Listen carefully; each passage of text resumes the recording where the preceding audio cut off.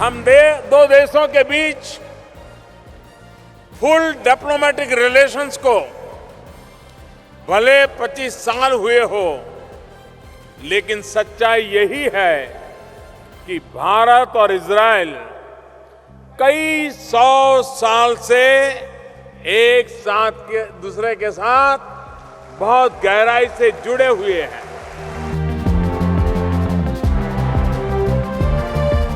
जो रिश्ते दिल से जुड़े हो वो किसी कागज या कार्ड के ऊपर निर्भर नहीं हो।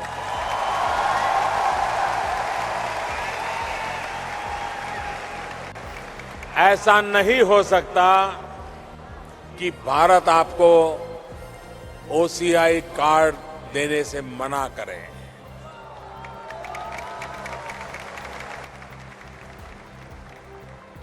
और इसलिए मैं आपको खुशखबरी देता हूं, अगर भारतीय जूइश समुदाय को ओसीआई कार्ड नहीं मिल पाया तो इस ओसीआई कार्ड देने का उद्देश्य ही पूरा नहीं हो पाएगा। भाइयों और बहनों, मैं आपको भरोसा दिलाना चाहता हूं कि भारतीय समुदाय के जिन लोगों ने, सुन लीजिए, भारतीय समुदाय के जिन लोगों ने इजरायल में कंपलसरी आर्मी सर्विस की है, उन्हें भी अब से ओसीआई कार्ड मिल जाएगा।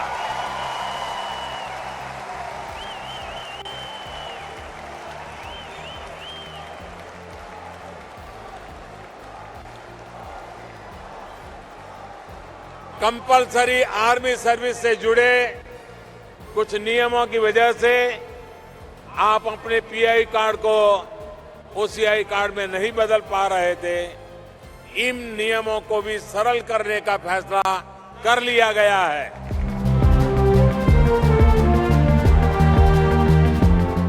दूसरी बात, दोनों देशों के बीच सांस्कृतिक संबंधों को और बढ़ाने के लिए पिछले काफी समय से इजरायल में इंडियन कल्चरल सेंटर की कमी महसूस की जा रही थी। आज आपके बीच मैं ये घोषणा करना चाहता हूं कि बहुत ही जल्द भारत सरकार इजरायल में इंडियन कल्चरल सेंटर खोलने जा रही है।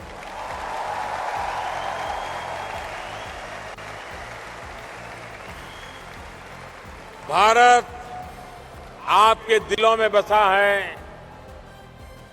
इंडियन कल्चरल सेंटर आपको सदैव आपकी भारतीय संस्कृति से जोड़ करके रखेगा। आज इसी अवसर पर मैं इजरायल में रह रहे भारतीय समुदाय के साथ ही इजरायली नौजवानों का भी आह्वान करना चाहता हूं कि वो ज्यादा से ज्यादा संख्या में भारत आएं। भारत और इजरायल सिर्फ इतिहास से ही नहीं बल्कि संस्कृति से भी एक दूसरे के साथ जुड़े हुए हैं। दोनों ही मानवीय मूल्य और मानवीय विरासत के साझेदार हैं। इजरायल भारत टेक्नोलॉजी के क्षेत्र में कंधे से कंधा मिलाकर चल सकते हैं। एग्रीकल्चर सेक्टर में इजरायल का साथ भारत में दूसरी हरित क्रांति में मदद कर सकता है। इसी तरह डिफेंस और स्पेस टेक्नोलॉजी में भी भारत और इजरायल के संबंध बढ़ने से दोनों देशों का बहुत ही फायदा होगा। इसलिए आवश्यकता है कि दोनों देश सैकड़ों वर्षों की आत्महत्या और 21वीं सदी की आवश्यकताओं को ध्यान में रखते हुए एक साथ आगे बढ़ें।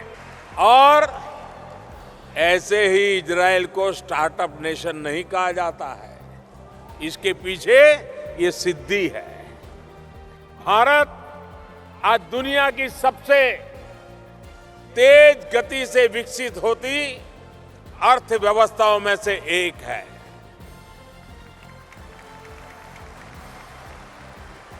मेरी सरकार का मंत्र है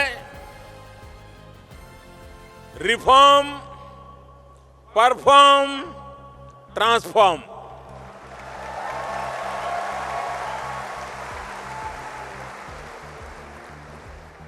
अभी इसी महीने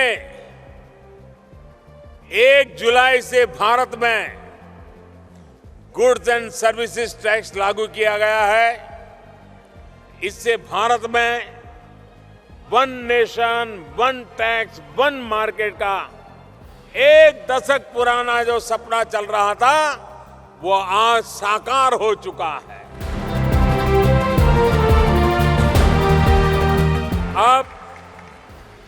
अब दिल्ली, मुंबई, तेल अवीव विमान सेवा शुरू कर दी जाएगी।